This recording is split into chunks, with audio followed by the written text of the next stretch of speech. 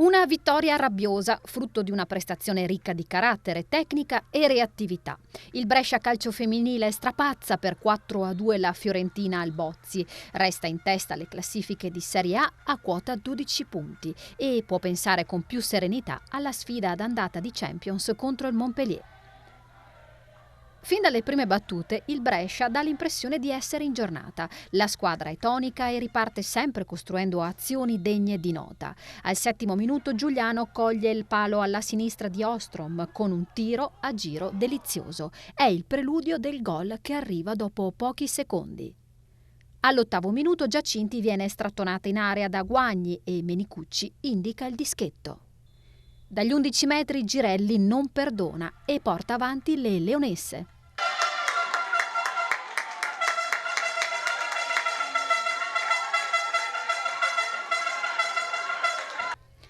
Al 24° tiro da fuori di Giacinti che mette in difficoltà Ostrom. Sulla ribattuta si avventa Bergamaschi che però si fa neutralizzare il colpo di testa dal portiere viola. Passano altri 7 minuti e le leonesse raddoppiano. Sabattino innesca Giacinti con un filtrante da applausi. L'attaccante salta Ostrom, ma il suo tiro si stampa sul palo. Sulla ribattuta c'è ancora Bergamaschi che questa volta non sbaglia.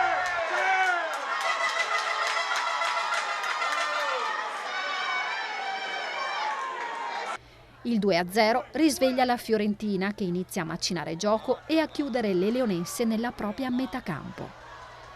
Al 43° le padrone di casa accorciano le distanze. Bonetti si invola dalla metà campo verso la porta difesa da Cesar, porta a spasso Mendes e dopo una serie di finte lascia partire un tiro strepitoso che si infila all'incrocio dei pali.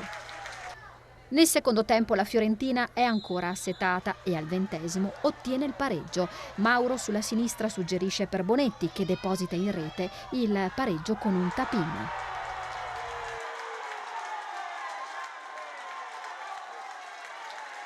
Il gol delle viola riaccende la fame delle leonesse. Passano solo 3 minuti e il Brescia torna avanti. Angolo dalla sinistra di Giuliano, Sabatino prolunga di testa in area piccola e Girelli sigla il 3-2 con doppietta personale.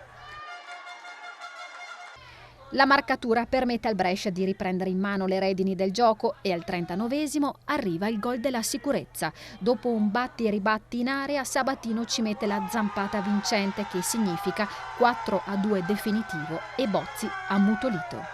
Una vittoria fondamentale per l'umore e la stagione. 4 ruggiti in Toscana che avvisano ancora di più le dirette concorrenti della forza del Brescia calcio femminile.